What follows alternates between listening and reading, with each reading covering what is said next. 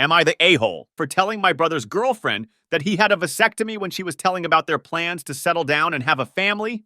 My brother, Mark 40, won the lottery when he was 20. It was $1,000 a week for life. He was young and wanted to travel. He dropped out of school and has spent his entire adulthood basically seeing the world. He comes home to visit every few years, and we FaceTime with him when he is near a signal. He doesn't travel first class or stay in expensive resorts, so he has actually built up some nice savings. He came home with a girlfriend, Haley, 28 this year. They met when they got stuck in South America during the pandemic. She has been traveling since she graduated from university, and she works out of a laptop. I, F54, live in the same city where I was born. I love it here. I love being close to my parents and my grandchildren, and most of my siblings. Mark hated being the youngest of 8 and always swore he would not have kids. Our parents were older when they had him, and they didn't have the energy for him, truth be told. Mark came home when he was 30 and told us all that he had had a vasectomy and that he would not be contributing to the world population. Haley is a pretty young thing, and she is also intelligent and sweet. I can understand why anyone would fall in love with her. We were having a family BBQ to celebrate Mark being in town. There were maybe 30 people in my parents' yard and house.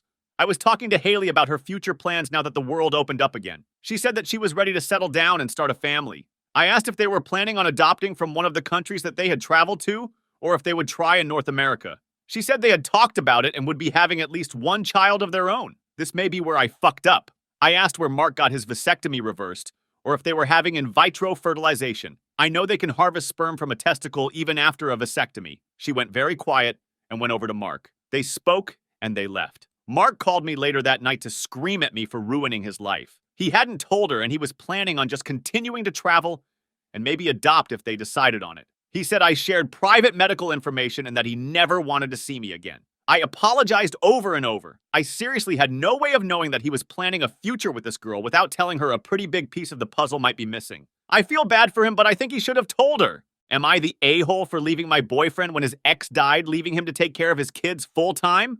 I, 26 female, have been with my BF, 30 male, for 2 years now. He has 2 kids, 6 male, 4 female, with his ex-GF. She moved to another state with kids to be near her family when they broke up 3 years ago. He got them on vacations only. I knew all this when I started dating him. I had no issue with this, but told him that I can't be a parent. I was parentified by my mom and raised my 5 younger siblings. The oldest of them is 6 years younger to me, and I had to change his diapers and feed him formula. I went LC with my family and I left home at 18. I can't imagine doing that again. He was also snipped after the last kid and didn't want more kids. He was fine with me not wanting to be a parent and just be a bonus adult. We were taking it slow, and I didn't even meet his kids until a few months back. We took a trip together and got along great. Things changed 2 months ago when his ex died. Kids were really crushed as they moved into his house.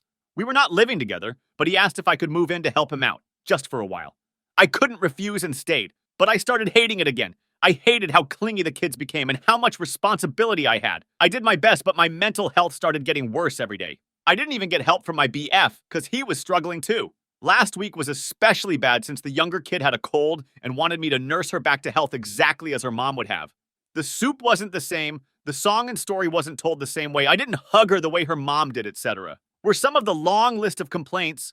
I know she is grieving, but I was already working from home and stressed too. When I told my BF he should take over, he said they need me more since I'm a mom. It triggered me. I didn't want to be held to a mom's responsibilities again. I told him I can't do this. He said I needed to stop acting like a child and step up. I understood if I stayed, my whole life would be like this. Never measuring up, never being enough, and all the responsibilities of a mom. I left yesterday, moved in with a friend. My BF, ex-BF, is blasting my phone calling me an a-hole. Am I the a-hole? Am I the a-hole for punching my husband's sister? I, 32 female, have been married to my husband, 34 male, let's call him H, for 6 years. We have a 3-year-old son together. Our relationship has always been strong and filled with trust. I have never had any problems with his family, and my family absolutely adores him. His sister, 28 female, and I have always gotten along great. When I was pregnant with our first and only child, let's call him B, she started acting strange. She was always offering to help my husband with everything having to do with our son. But when it came to me, it was radio silence. I figured she didn't want to take the chance in upsetting me since my hormones were all over the place. Once my son was born, she was an amazing aunt.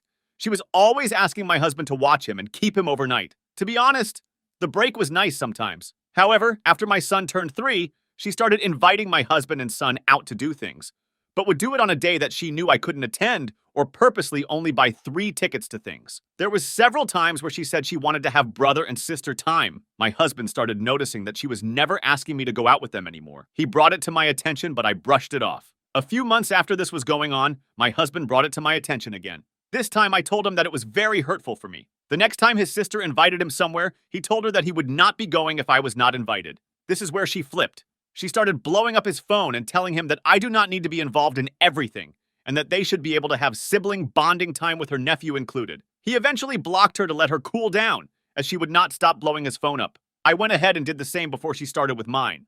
About an hour later, she showed up at our front door with their parents. My son was laying down, so we stepped out front with the baby monitor in hand so she didn't start screaming inside and wake him up. She started going on and on about how she is a priority over me. I agreed, as she is his immediate family, and that he would never love me like he loved her. I would hope not, since she is his sister and not his wife. I didn't pay much mind to it until she said, to my best recollection, "I'm the mother that B will never have because you're here. I will love him more than you could, and I love H more than you ever could." The look on my husband's face was pure rage. I will admit, I feel like I shouldn't have done it, but in that moment I saw red and punched her in her face. I heard her nose crack and she started crying. His dad is completely on my side and says that it sounds like she has feelings for H. My husband is also on my side. However, his mother says that she only meant it in an overprotective sister way and that I was out of line. I'm starting to feel guilty about it. It's been 2 weeks since we spoke to his sister or mom. So am I the asshole? Update. Husband has heard from father-in-law. Sister-in-law doesn't think anything she said was wrong but is not pressing charges. Her nose is fine, nothing is broken.